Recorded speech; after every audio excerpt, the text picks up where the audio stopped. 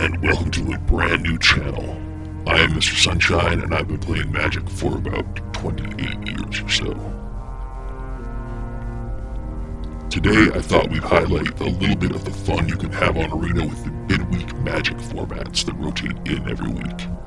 I almost always enjoy these, and I don't feel they get covered enough. This time, it's Momir, where your deck consists of nothing but snow-covered basics. Sounds like fun already, right? Well, you can't cast spells, but you can discard a card and spend any amount of mana once per turn to create a token copy of a random creature with the mana value you spent. The format's a lot of fun, it's totally random, so you really can't get angry about the results, so let's go make some tokens. Starting here on the play, I always feel it's important in this format to not play a 1-drop. I don't really like 1-drops in this format. I find that they don't tend to be worth the mana, and looks like our opponent agrees here. Alright, on this one, I'm going to be fairly careful to make sure that I play the correct lands out. I find that you want to have all 5 colors available, even if you're not going to be able to cast anything. There's a lot of creatures that come down with activated abilities, and it's going to be super helpful for you if you can get all the access to all those colors. Sometimes land types will also be important, as we'll see a little bit later in the video. Opponent is certainly taking the time here on this first turn.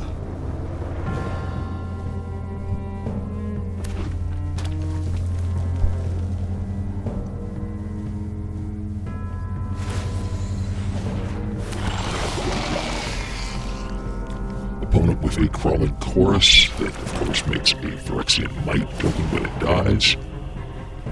We're going to play this. I'm going to be extra careful here to make sure that I discard a land of the same type. I actually really like this Handweir Militia Captain, especially when it flips to the Westvale Cult Leader, because it creates a Cleric token on the backside every upkeep, I believe.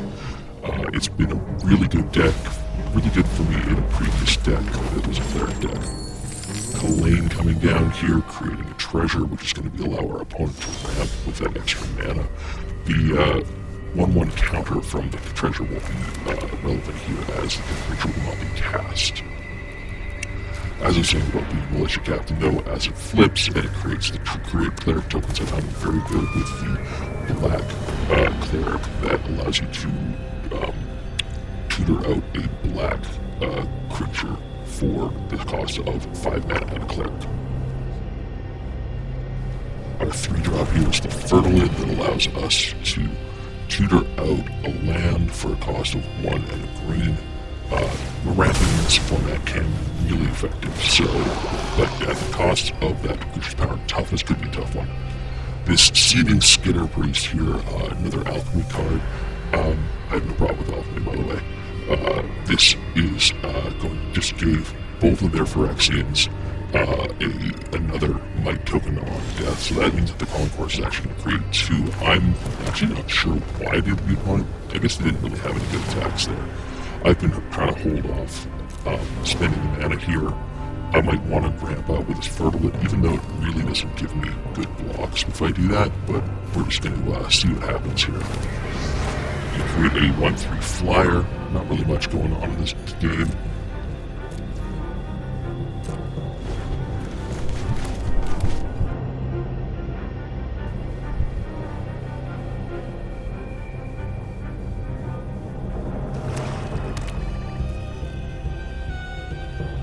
Opponent taking their time, dropping the land.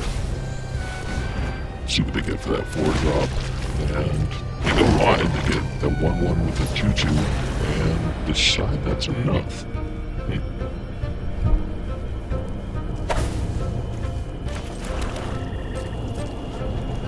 Here on the play yet again.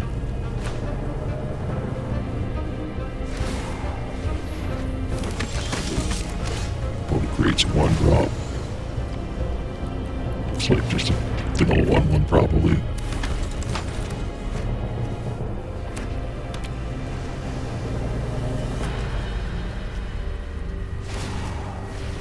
Oh, it becomes a 3/3 if it attacks with 2 other creatures.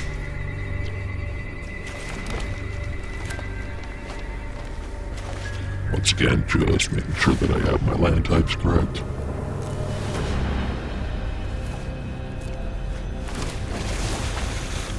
We get to tap down the 1/3. This has first strike, so it's a good opportunity to get in for the attack.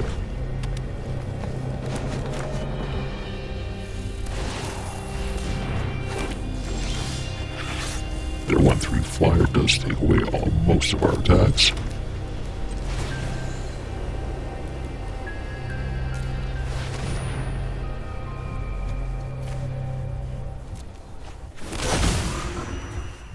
Oh, a Frogmite. Wow. Great. I decide to attack here just to see if they can do math, and they decide to trade, so actually no, I'm happy about that.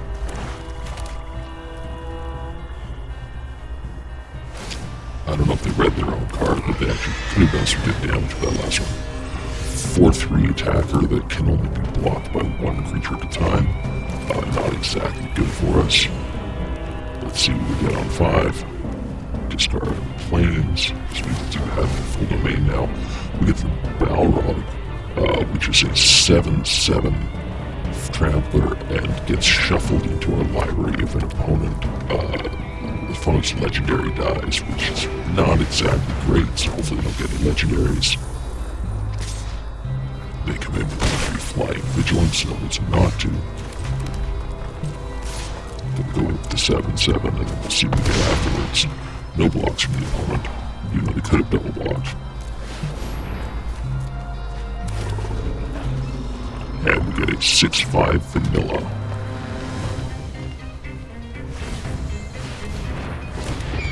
And the opponent with a 2/3 flying vigilance. Not exactly the greatest 6-drop you ever saw, but that is the downside of that higher mana there in this format.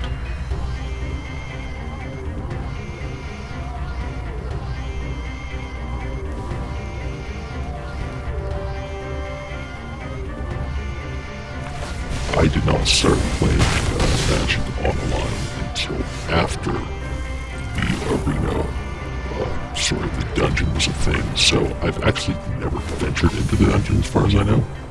Oh, and here we get a 4/4 Vigilant Flyer. That's great, that's going to cut off their air attack. It's going to do most of the damage to us.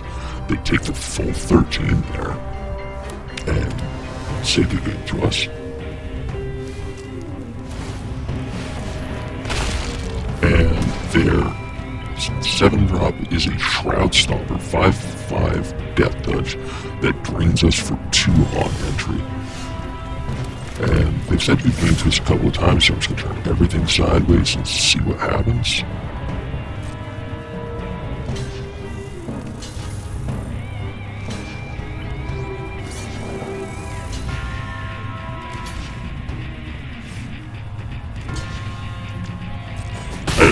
Think through this attack, but I was just pretty sure, based on instinct, that almost everything we did here was going to turn out to be okay for us.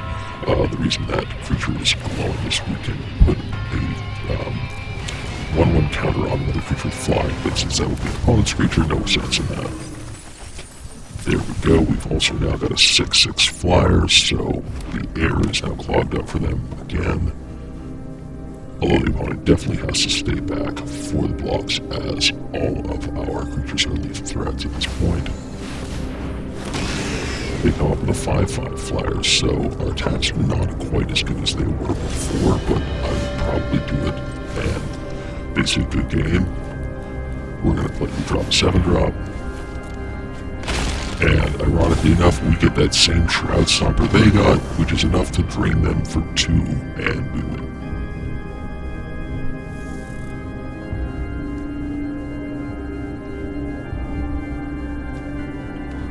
On the draw once again.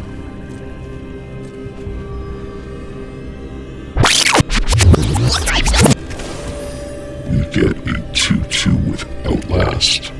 A mechanic that I'm not really a big fan of, as it is at sorcery speed. I'm just gonna get in here. But apparently the opponent doesn't even believe in playing a 2-drop in this format, which I think might end up biting them. Here we have a 3/3 vigilance that untaps another target creature, makes it a 4/4 and indestructible whenever it attacks, which actually with the Outlast mechanic kind of turns out kind of good. Opponent has a 1/3, so we will turn our 2/2 into a 4/4 indestructible and untap it. So now we're coming in for 7, and 4 of it is lifelink.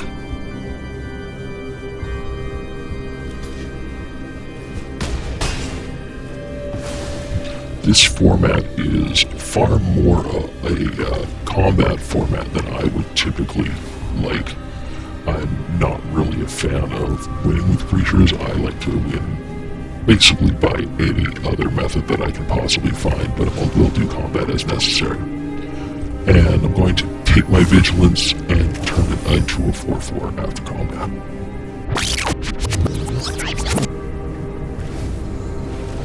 Let's see what the opponent's 4-drop is. It's Loran, not the one you normally see, but now they have a 3/3 blocker, and all of our ground attackers are potentially at least 4/4s, so here's 11 damage coming into the opponent where they have no good blocks. We've been aggressive the entire game, and they really did not get off to a start in any way, which is why I feel like you really cannot miss on those early drops. You just never know how this format's going to pan out. Trying to get big bombs can really bite you if you're not careful here. A lot of 6 drops and 7 drops have kind of downsides. And we've got another 3/3 here, so I think that almost all of our attackers are lethal. I don't see how the opponent's going to get out of this. 6/5 O'Hare Caslim. Great. It's not going to put anything into play other than some lands, but it's not going to matter. We're just going to make that flyer into a 4/4, so it doesn't even matter how they block here. We've got lethal in the air.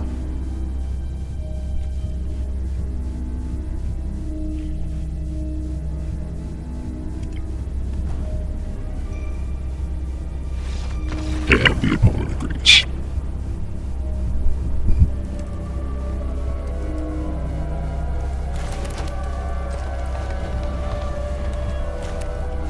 Once again on the play, got a forest into play to start, and we'll see what happens here.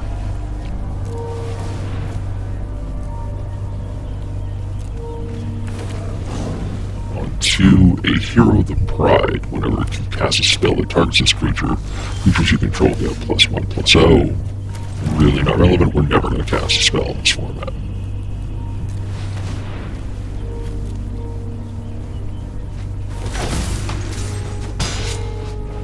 We get a Tireless Tracker. That's actually huge. Since we know we're going to hit our land drops almost every turn, it's going to give us clues, which are also going to be card draw, which means potentially we can be getting creatures out later in the game than our opponent can. This is really good. Opponent makes 2 1/1s. We're gonna swing in here, see if they want to take that trade. They choose not to.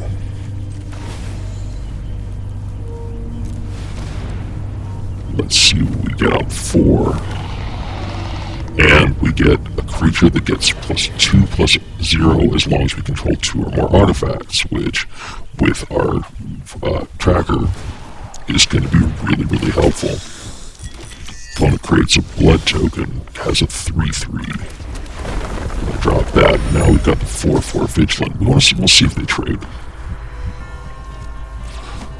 Opponent chooses not to trade. Fine by me.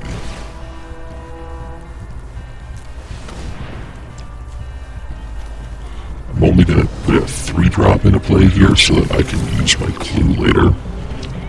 That would have waited until after combat for that, but now we've got the 1/2 artifact creature, which can also increase our artifact count, so we don't need to worry about any blocking here or the loss of the power on that 4/4.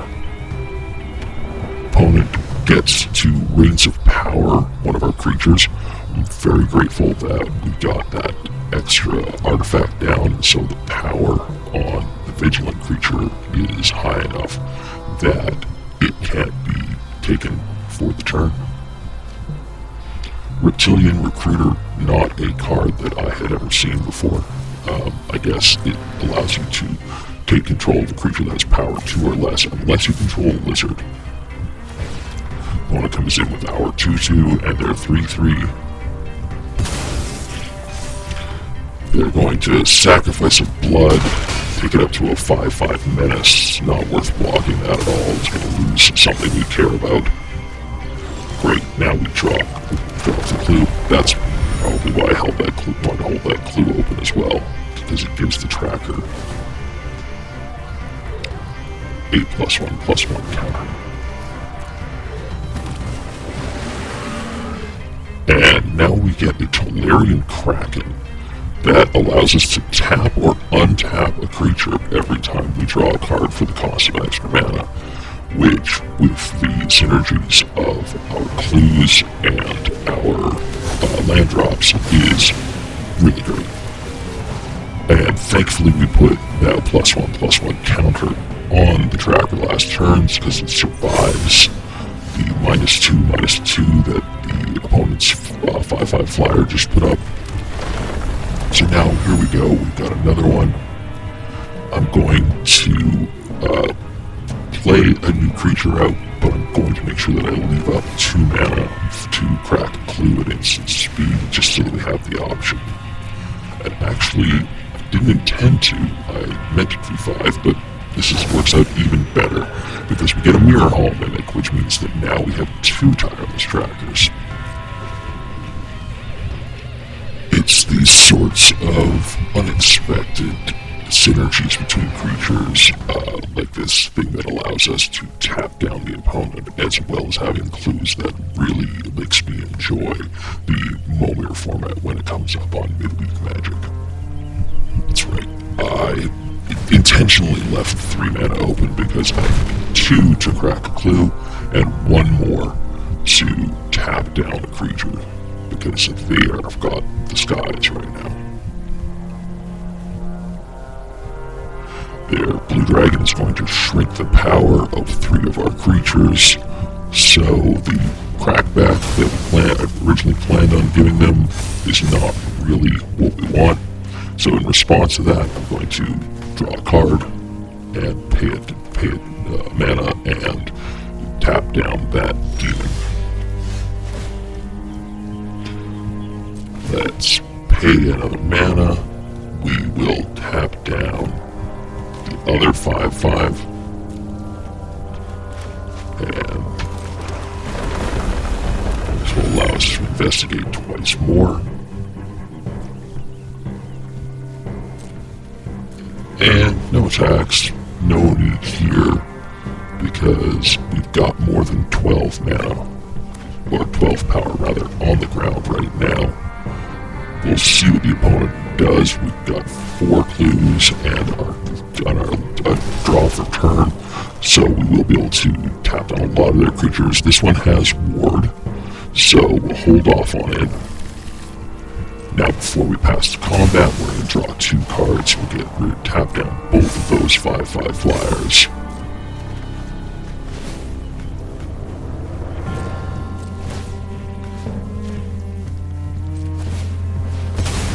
First that blue dragon down. Give both of our trackers counters. There we go. Out of mana right now. But we'll pay 1. We'll tap down the 3/3. We will get another 2 clues. We will sacrifice 1.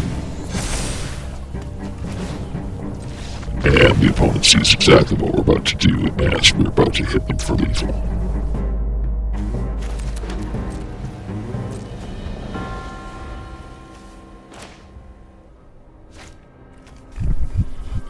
play once again. See what the opponent does here. Opponent not playing the 1-drop.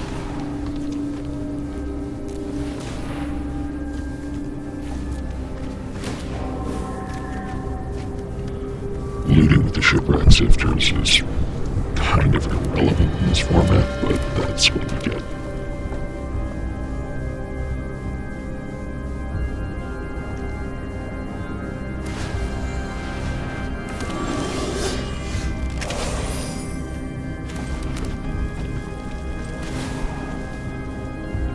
Opponent with Wilson, a specialized card. I presume that you can specialize a token. We get a creature with expend 4. Since we're not casting anything, we'll never get to expend.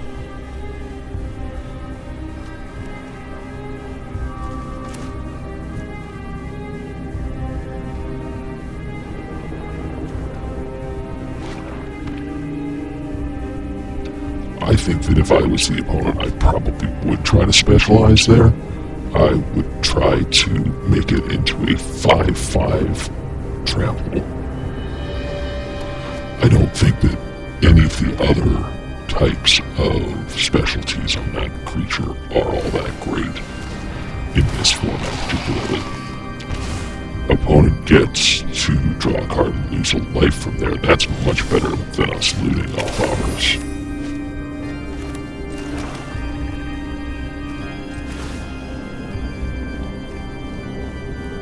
And let's see what we get on 4. Hopefully something good. Discard planes. That actually might be very helpful for us. We can create a token that has haste, that is a copy of any creature we have on the battlefield.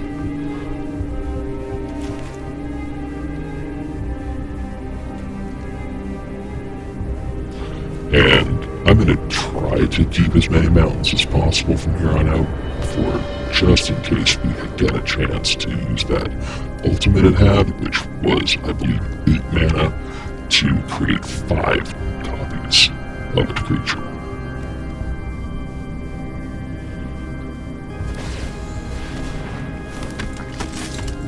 Opponent receives a 3/3 that gets counters when they gain life.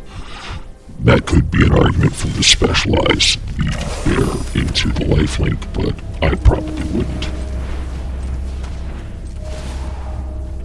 And I'm going to spend 4 to see what I get on a 4-drop.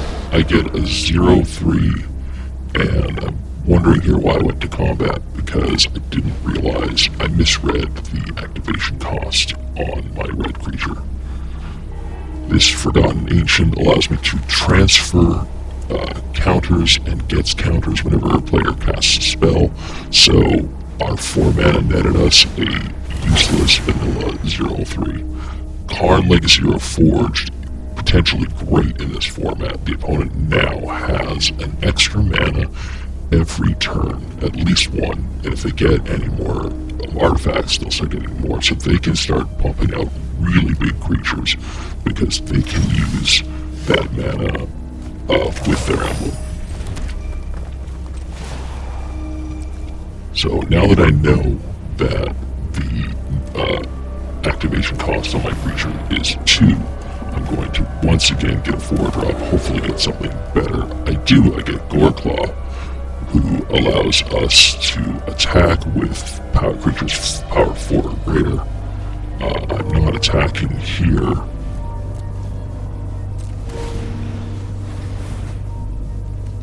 I didn't really have a good attack into Karn.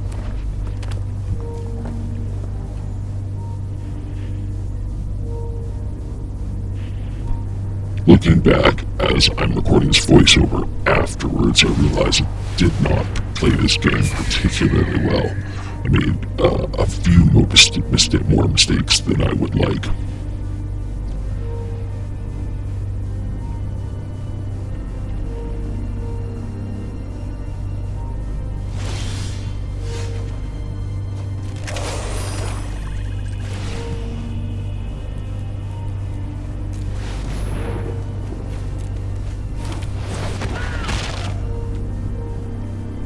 5/5 Trapjaw Tyrant, which actually is really good here.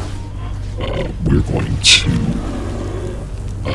try to make a copy of Goreclaw, who is a legend, so therefore that was really pointless, just a total waste of time there. But the Trapjaw Tyrant can be excellent, as if it's dealt damage, so if I attack and the opponent doesn't give a lethal block, it can exile a creature until it leaves the battlefield. As everything in this format is tokens, that means anytime it's dealt damage, I can remove any creature from the opponent's board.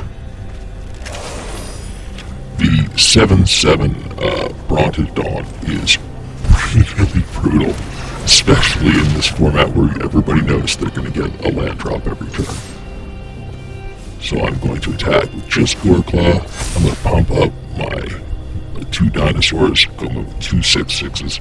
This isn't the greatest attack, but I'm really hoping that the opponent will make a mistake and not realize that they can't underblock the 6/6. I suppose that as long as the Brontodon blocks one of those creatures, all of my other attacks are fairly good here.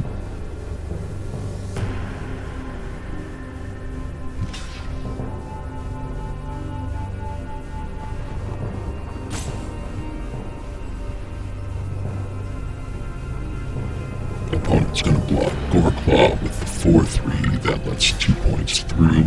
Oh, but they're also going to block it with something else.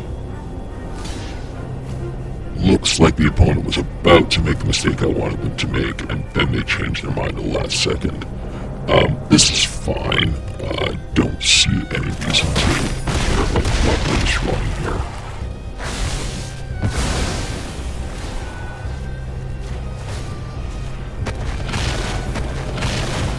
I thought I would at least try targeting it. And apparently I forgot to create a creature. This is not exactly a smart move.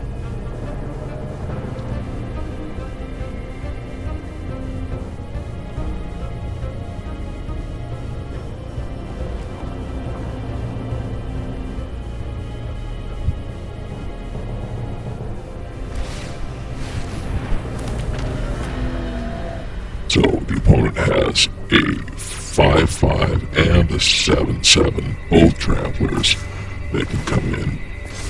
The 7/7 becomes a 15/15. Not exactly what we want, but let's see what we get here.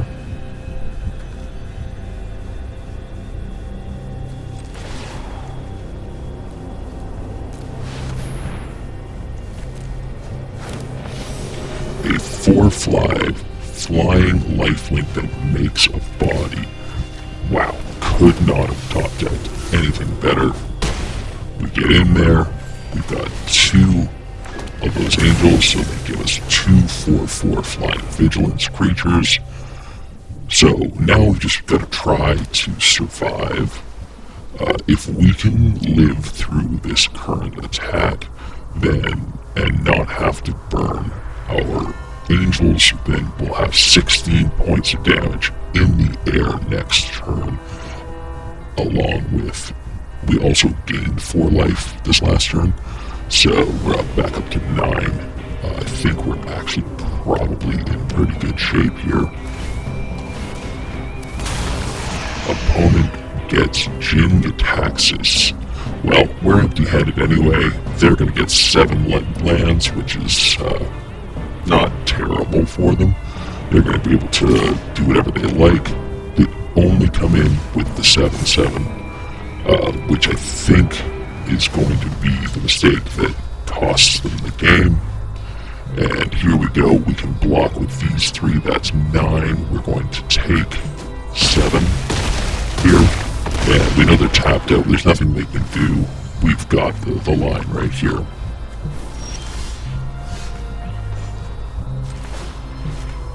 So, create a token, 16 in the air.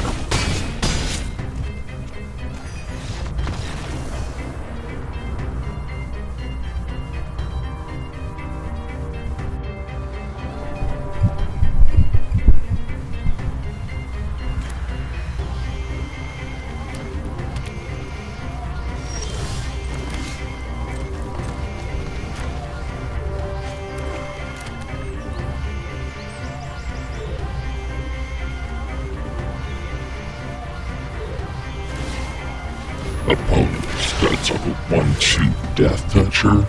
That's actually a great little blocker. We're going to discard the Forest, we've already played one, and here we go, the Sunbathing Rootwalla, which gets +1/+1 for each basic land type. So here we're going to be very careful to make sure that we get those 5 land types on the battlefield as quickly as possible. Opponent makes a 2/2 flyer, which offers to let them return a land to their hand. Probably not great in any format, but especially not here. They attack with the 1/2. I think that's a little odd. So here we go. We got 3 land types out. I'm gonna offer them the trade and see if I can combat trick them. They don't fall for it, so I'm just going to pay 2 mana to get 3/3/3. I'm going to make a 1-drop, something I don't often do in this format, but here I thought probably best to have just another body. We've got a 1/2 Goblin Tomb Raider that gets +1/+0 and haste if we control an artifact. There's a number of arguments, I think, to be made as to whether it's better to create your creature before or after combat. Sometimes it can be really helpful, sometimes it can be a real pain. The opponent there has just gotten a 3/3 that taps down a creature whenever it attacks. So we'll be doing our best to try to play around that. We'll know that we won't have our best defender every time we go to combat. We get ourselves a 4/3 that gives creatures we control +5/+5 and trample until the end of turn for the mild cost of only 8 mana. I mean, there's a chance there we could get to the point where we want to use that, but I sincerely doubt that even in this format we get that far. Opponent gets a Quake Bringer. I can no longer gain life, and they are going to deal 2 damage to me every turn. I don't see any reason to block here. I didn't leave up mana to pump my Rootwalla. Alright, now we have full domain. I'm going to go in with the 4/3, offer them the trade. I really want to get rid of the Death Toucher or the Giant. Either one is fine by me to get rid of. And they decide to trade for the Giant. I personally would never have done that one. Not a fan of that plan at all. I think that Giant's really, really useful. Alright, so here we go. We're going to make a 3-drop and keep up that 7/7, potential 7/7. This is a 2/3 that gains +1/+0 and trample, as it is an enchantment, or it can give it to an enchantment creature or enchanted creature. Opponent with an Ancient Green Warden as their 6-drop. Amazing hit for them. This will allow them to start playing all those lands that they discarded from their graveyard, which means that they no longer need to play the creatures' lands from their hand. They can play lands from the graveyard, discard lands back to the graveyard, and then play them later. So there's really no downside to them at all. Opponent offers, maybe they didn't see that I could double block there. Don't know what happened there, but I'm just gonna hold back. We're gonna discard again, keep that up. And Maid of Dishonor is nice, gives us a blood token. So now we have the 2/2 Lackey can block and trade with the Death Toucher finally. Nice little accidental synergy there, and potentially we can take advantage to use that blood token, and each opponent loses 2 and we gain 2. That could turn the tide in a very close game. Opponent comes with a 5/5. They've lost their ability to tap down our attackers, so I think they really didn't see that double block. And they come in with the Green Warden when we can pump up the Rootwalla and it can jump attack. I think that's a huge mistake by the opponent there. I'm starting to like our position here.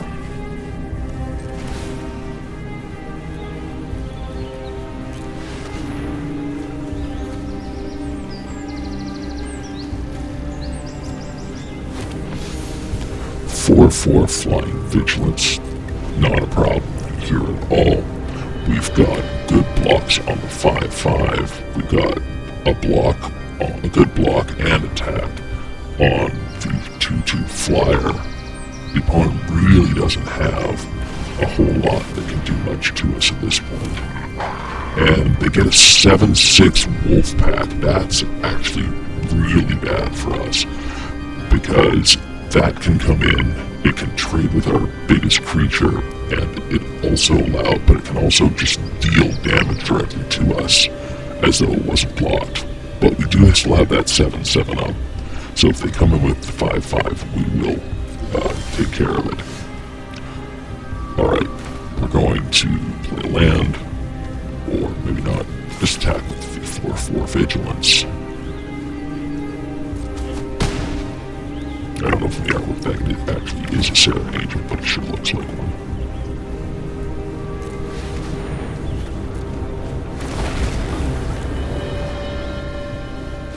We get another flyer, 2/4 this time. Once again, I'm liking our chances here.